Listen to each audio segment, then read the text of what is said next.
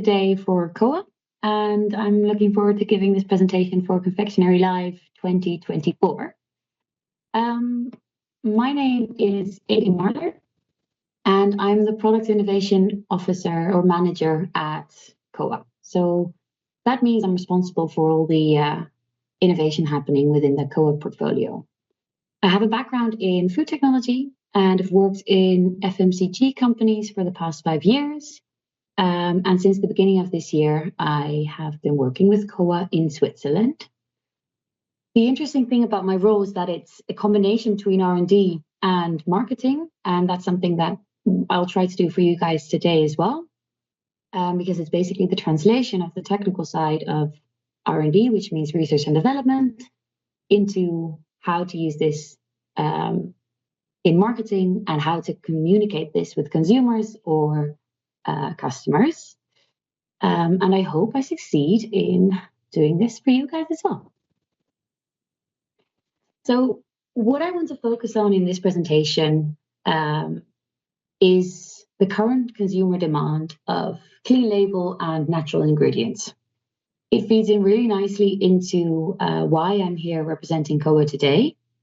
So I'll take you through a bit about our company and what we represent, and what types of innovative ingredients we can actually offer you. So I hope you enjoy it. First of all, I think it's not a surprise to any of you that consumers have been interested in clean label and natural ingredients for a while now. And in recent consumer studies that we've done ourselves, we found that this is still one of the main factors which stimulates consumers to actually buy a product. Consumers basically want to pick up a product, look at the ingredient list, and understand from each ingredient where it comes from. So that's what I'll be highlighting today in this presentation. And of course, we will take into account taste, as taste is always king for consumers as well. I think what is difficult in clean label and natural ingredients is that removing or replacing ingredients with a new innovative one can actually be very difficult for the R&D product development side. So it can affect a product's end quality in taste, in texture, and even in product stability. They can also be difficult to find on the market, so it can be difficult to offer consumers a wide range of these natural ingredients, but that is where KOA comes in. So as a company, KOA works with cocoa fruit pulp. We upcycle it into a tasty, natural, and sustainable ingredient, and with these ingredients, we can make the best food and drink there is, because the taste is incredible. In Ghana, we work directly with the smallholder farmers, which enables them to sell a higher amount of the cocoa pod, as the cocoa bean itself is only about 25% of the cocoa pod. And usually this is all they are able to sell. This means that they get extra income and that we get to bring a new, delicious and fruity flavor into the consumer market. Just as a brief recap, because I think every one of you is familiar with cocoa beans, but for those of you who have never actually got to hold a cocoa pod, the beans are coated or are enveloped in a white cocoa fruit pulp. And this pulp is incredibly fruity, a bit acidic, but very sweet. It's used for the fermentation of the beans. However, only little is needed for the fermentation, and much of the pulp actually goes unused until we started using it. At KOA, we made various ingredients using the white cocoa fruit pulp you just saw on the previous slide. And I just want to highlight a couple of them for you here. So we start with KOA Pure, and KOA Pure is basically the pure juice. So we press the pulp and it gives you an incredibly fruity juice, which is in taste not at all like chocolate, but more comparable to lychee or pear or apricot. We also have 2 different variants of concentrates, which have varying levels of bricks and have different types of properties in the end product. And lastly, we dry the pulp to make KOA flakes. And these flakes are naturally high in fiber. They're very sweet in taste and a bit tangy, and they have a very crunchy texture. And these are all natural clean label products as they come from one ingredient. And the only thing we do is to process them into these end ingredients that you see here. What's special about the cocoa fruit, as I mentioned in the previous slide, is the fiber content. So it's naturally very high in fiber, which is something in the current consumer market that we see that there's a lot of traction towards as well. Next to being a natural and clean label ingredient, it can also replace refined sugars in certain products, giving it also the natural appeal and having an innovative source of ingredient in your product. It also contains various minerals like potassium and magnesium, which are interesting for sports or want to have an effect on body's capacity for focus, as these minerals play a role in that as well. So it's very interesting for the functional product market at the same time as that it's a super tasty and natural ingredient. So that's why it's a good ingredient for health consumers, and seeing as 100% of our products come from the cocoa fruit, they are naturally vegan and gluten-free. I want to show you quickly a couple of partnerships that we are currently active in. So we have a 100% cocoa fruit bar, chocolate bar with Lindt. So this is a chocolate bar that is made completely from cocoa fruit. For gastronomy to food industry, there's also a product that we worked with together with Valrhona, and it's a concentrate which has a super intense flavor and is delicious in desserts, but even in making for beverages. And another one that I think especially the German market might be aware of is Vomfas. And together with Vomfas, we made a balsamic vinegar containing cocoa fruit ingredients, which focuses also on traceability.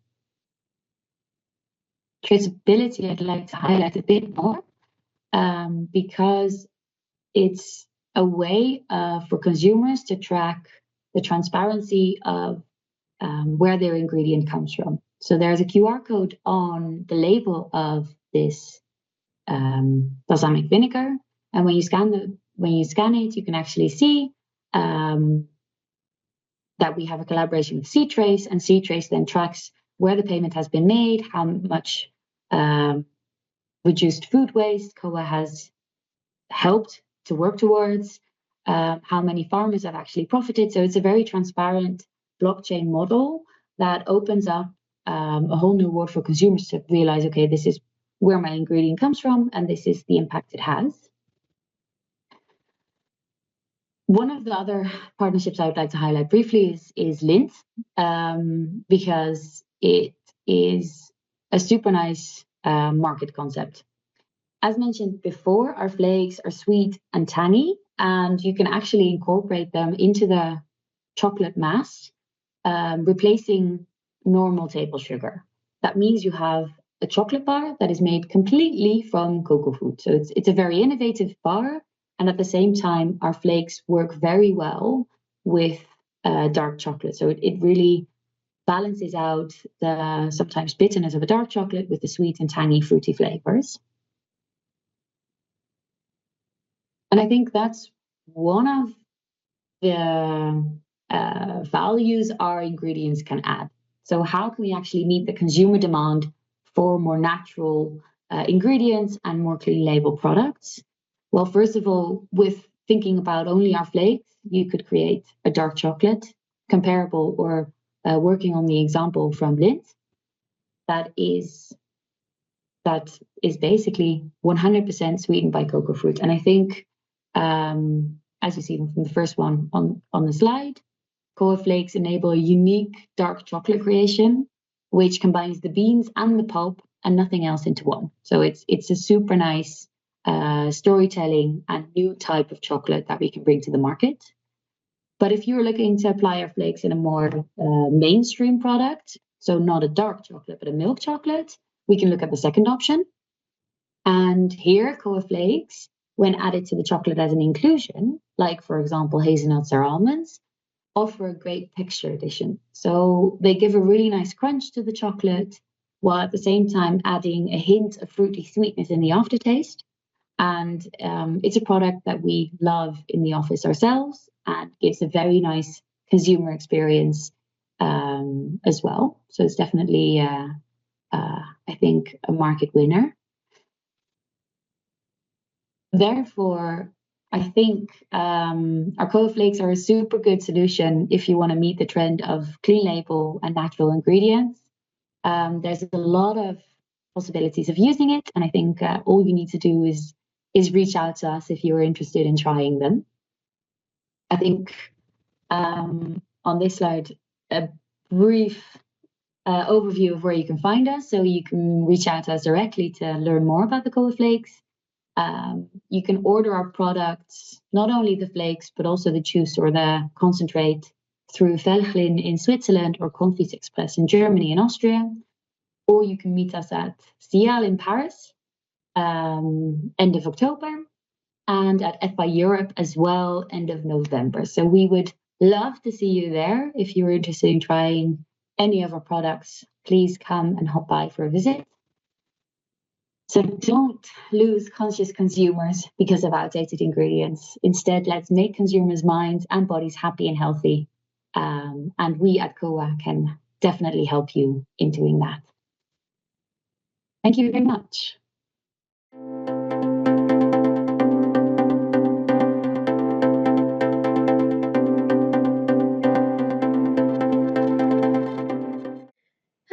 Thank you so much for that presentation. It was really insightful as to what you guys are doing over there at KOA. I just have a few questions for you, if that's okay. Of course, Hannah, that's no problem. Can you just tell me a little bit about how KOA came to the idea of using the entire cocoa fruit as an ingredient and how the company was founded? So the company was founded in 2017, so 7 years ago now. And actually, our founders were working in Ghana in quite rural areas, and we're discovering there that it would be nice to. They were working in solar energy, and they wanted to do something in the rural areas directly with solar energy. So actually, they first already had this idea in mind, and then they got into the farmers, meeting the farmers, tasting the cocoa fruit, and thinking, how come no one in the European market actually knows this ingredient or uses this ingredient, or how come the farmers here are not able to sell it at this moment? So that's when they kind of put one and one together. So you have this delicious ingredient which is not being utilized, and you have the idea of using solar power energy to somehow aid rural communities in Ghana. And they came up with what we call CMPU. So they basically put one and one together. So on the one hand, you have this great ingredient which tastes super and no one is actually using yet. And on the other hand, they wanted to do something with solar power in rural communities in Ghana. And they came up with something we call internally a CMPU, which basically stands for Community Mobile Processing Unit. So you can look at it as like the back of a truck. And in this back of a truck, there's like a mini factory. And this mini factory is used to press the beans locally at the farmers in Ghana. So we go to the farmers, we press the beans there. So they kind of loan their beans to us. They get the beans back directly as well. So they still have their main business, which they can still do. And they get an extra wage, or they get paid extra for the juice that we can extract from them. And the reason why this works this way is because the juice is a very perishable product. So we need to be very careful when we process it, and when we extract the juice, it needs to be processed immediately. Otherwise, the fermentations, which makes cocoa beans into chocolate, happens in the juice as well, and that would not be very good for the flavor development.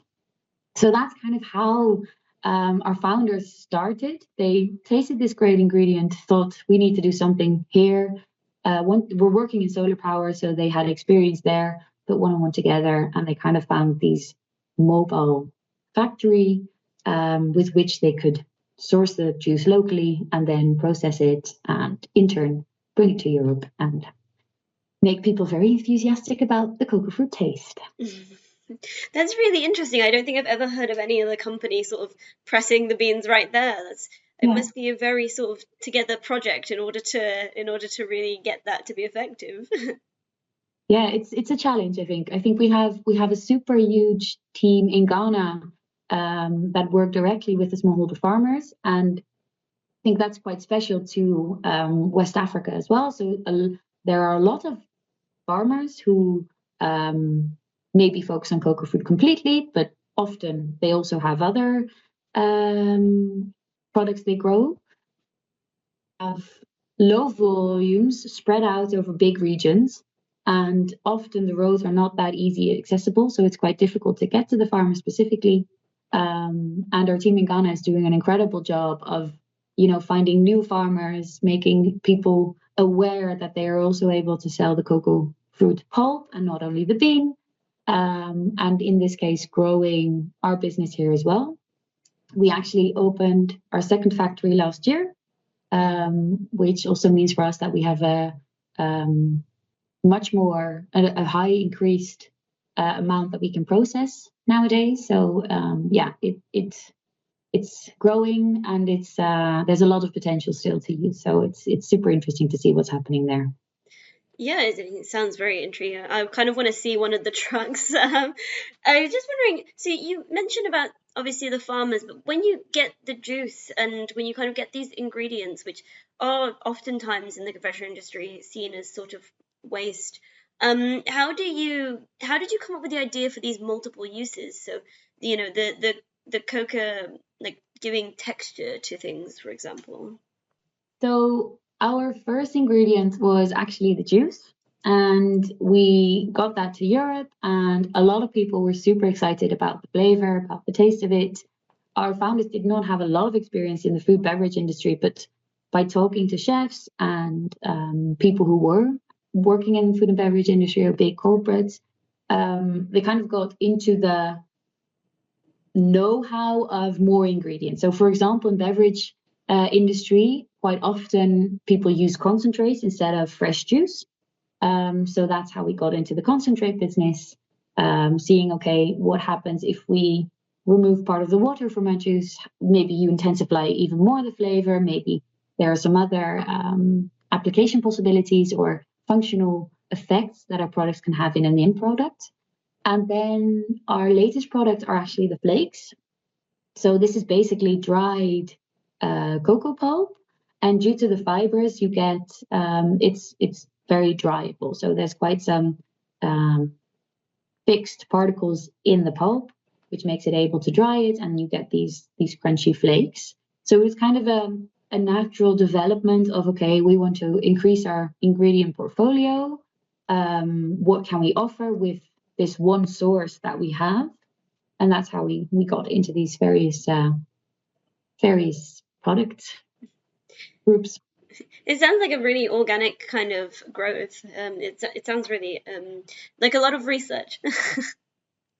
It is. I think, I think the team's done a lot of research into what we need, what we want to do, what our consumers need or customers need. So it's been, on one hand, organic growth from KOA, and on the other hand, organic growth by knowing, okay, and understanding what do our customers need and how can we support them in, or provide them with solutions in this case. If you don't mind, I just have one last question for you. It's a bit more trend based. I was just wondering, sort of, where do you see the consumer trends going in terms of clean label ingredients going forward for the future, say the next 5 to 10 years? I think the clean label trend will definitely not disappear. I think it's here to stay as consumers are learning more about nutrition, which I believe is a good thing in general. They are more interested also in knowing, okay, what is actually in the product that I eat? Where is my ingredient coming from? What is the impact it has on my body? And I believe that this natural ingredients clean label understanding consumers are demanding from the industry at the moment will only grow and become more important. Aside from that, I think there's a trend that's becoming more and more clear as well, not only in beverage markets but also in the food market, which is functional ingredients. So really focusing on one specific aspect, or one specific effect an ingredient has on the body. And I think this matches quite nicely with clean label because consumers want to understand what ingredients are in my product and what effect can I expect from that ingredient. So I think it's here to stay. I think it will get more and more interesting, especially in food industry, as we see some of the ingredients that make products behave in a specific way are getting less accepted. But yeah, I'm curious to see where it's going to go, and not finish with this trend just yet. I think it's a good trend. Yeah. It will stick around for sure, I think. Yeah. Thank you so much, Avi, for joining us for this session. It's been really great speaking with you, and thank you for your presentation too. Thanks for the opportunity to present, Hannah. It was nice to do, and I'm looking forward to seeing people in CL or FI Europe. Yeah, see you then. Yes. Ciao.